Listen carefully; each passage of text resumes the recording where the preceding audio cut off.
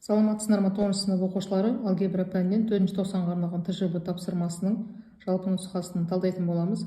Оқушылар, егер қажет болса, каналымда 1-ші және 2-ші нұсқасы бар, және осы алгебра пәнінен бөлек геометрия және физика пәндерінің БЖБ және ТЖБ талдау сабақтары бар. Каналға өтіп, қажетті сабақты, қажетті нұсқаларды қарасаңдар болады. Ал енді оқушылар, бұл ТЖБ-да 7 тапсырма беріледі, және 7 тапсырма түгел орындалған жағдайда 20 балл қойылады. Бірінші тапсырма: барабан 8 тең секторға бөлінген. 1, 2, 3, 4, 5, 6, 7, 8 секторға бөлінген. Әр секторда 1, 2, 3 және 4 сандары жазылған.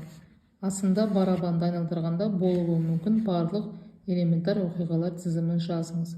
Яғни оқушылар, элементар оқиғалар 1 санының түсуі, 2 санының түсуі, 3 санының түсуі және 4 санының түсуі. Ал енді бысында барабанды айналдырғанда тақсанның түсуіне қолайлы элементар оқиғалар саны неге тең?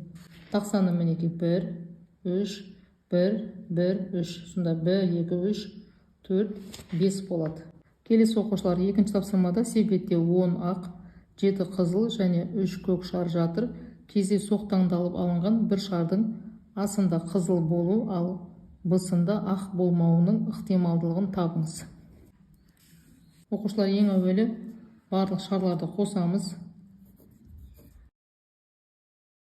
10-ға қосамыз 7-ні, қосамыз 3-ті, тең болады 20-ға. Енді асында қызыл болу ықтималдылығы барлық сан 20, қызыл сан 7. 7-ні 20-ға бөлеміз, сонда 0,35 болады. Ал бысында ақ болмауының ықтималдылығы барлық шар 20, ақ 10-ға тең. 10-ды 20-ға бөлеміз, сонда 0,15 болады. Келесі оқушылар, үшінші тапсырмада қорапта 20 қызыл, сары және көк шарлар бар. Яғни оқушылар, қызыл, сары, көк шарлардың қосындысы 20-ға тең.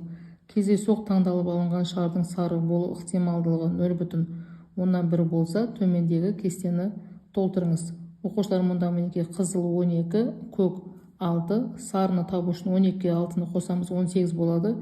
20-дан азайтамыз, 2 болады. Ал мұнда мінеки ықтималдылығы 20-дан 12, 12-ні 20-ға бөлеміз, 0,6 болады. Ал мұнда мінеки 20-дан 6 болады, 6-ны 20-ға бөлеміз, сонда 0,3 болады. Келесі 4-ші тапсырмада қала тұрғындары арасынан кездейсоқ таңдалған отбасында микротолқынды пештің болу ықтималдылығы 0,742. Асында осы қаланың 500 отбасында орташа есеппен қанша микротолқынды пеш бар?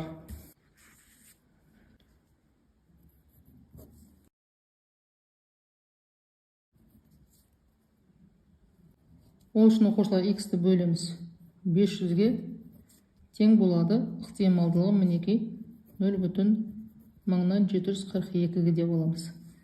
Микротолқынды пештің санын анықтау үшін 500-ді көбейтеміз, 0,742-ге тең болады 371-ге.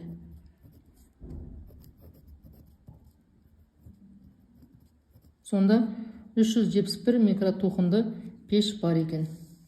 Ал енді бысында, егер сұралғандардың 1113-інде микротолқынды пеш бар деп есептелсе, онда қанша отбасынан сауалнама алынған? Ол үшін оқушылар, x-ті табамыз, 1113-ті бөлеміз 0,742-ге.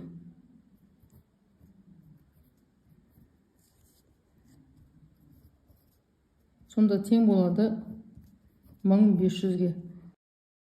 4-ші тапсырманың бысында жауабы 1500 сауалнама алынған. Келесі 5-ші тапсырмада ауа райының салдарынан телефон сымының 30 метр мен 70 метр аралығында ақау пайда болды. Бұл ақаудың 45 метр мен 50 метр арасында болу ықтималдылығы неге тең? Ол үшін оқушылар, үлкен L-ді табамыз. Ол үшін 70 метрден азайтамыз, 30 метрді, тең болады 40 метрге. Енді келесі кіші L-ді табатын болсақ, 50 метрден азайтамыз 45 метрді тең болады 5 метрге. Енді ықтималдылығын есептейтін болсақ, 5 метрді бөлеміз 40 метрге тең болады 8-ден 1-ге. Сонда ықтималдылығы 8-ден 1-ге тең екен. Келесі 6-шы тапсырма есептеңіз. Оқушылар, синус 32 градус, косинус 28 градус, азайтылған синус 17 градус, косинус 13 градус. Осы өрнекті есептеуіміз қажет. Синус 32 градус, косинус 28 градус тең болады 2-ден 1, синус 60 градус қосылған синус 4 градусқа. Ал мұндағы өрнек тең болады 2-ден 1, синус 30 градус пен синус 4 градустың қосындысына. Ал енді оқушылар орнына қоятын болсақ, мінекей 2-ден 1 синус 60 қосылған синус 4, азайтылған 2-ден 1 синус 30 қосылған синус 4 болады. Енді жақшаны ашатын болсақ, 2-ден 1 синус 60 градустағы мәні 2-ден төбірасты 3 болады. Мына өрнекті сойып жазамыз, яғни 2-ден 1-ге көбейтеміз синус 4 градусты. Ары қарай минус 2-ден 1-ді көбейтеміз, синус 30 градустағы мәні 2-ден 1-ге тең. Минус 2-ден 1-ді көбейтеміз мына өрнекке. Сонда оқушылар, мына өрнек толығымен қысқарады. Сонда бізде қалады, мұндағы 2-ден 1 мен 2-ден 1 ортақ көбейгішті жақшаның сыртына шығарамыз. Сонда жақшаның ішінде мына өрнек қалады. Енді жақшаны ашатын болсақ, 4-тен төбірасты 3 азайтылған 1 болады. Сонда оқушылар, мына өрнекті бұлай есептеп шығарамыз. Енді соңғы тапсырма тепе теңдікті дәлелдеңіз. Оқушылар, мына өрнекті есептей келе мәні мына өрнекке тең болатынын дәлелдеуіміз қажет. Косинус альфа минус косинус бетаның квадраты минус синус альфа минус синус бетаның квадраты тең болады. Оқушылар, мінекей мына өрнекте бізде мына өрнек шығады. Ал келесі синус альфа минус синус бетаның квадраты тең болады мына өрнекке. Енді жақшаны ашатын болсақ, яғни мына өрнекті квадраттаған кезде мінекей мына өрнек шығады. Ал бізде мына жақшаны ашқан кезде мінекей мына өрнекке айналады. Енді осы жерден қысқартатын қысқартып, ары қарай ықшамдаған кезде мінекей минус 4 синус квадрат альфа минус бета бөлінген 2 косинус альфа қосылған бета болады. Мінекей осылай тепе теңдік дәлелденді деп алсақ болады.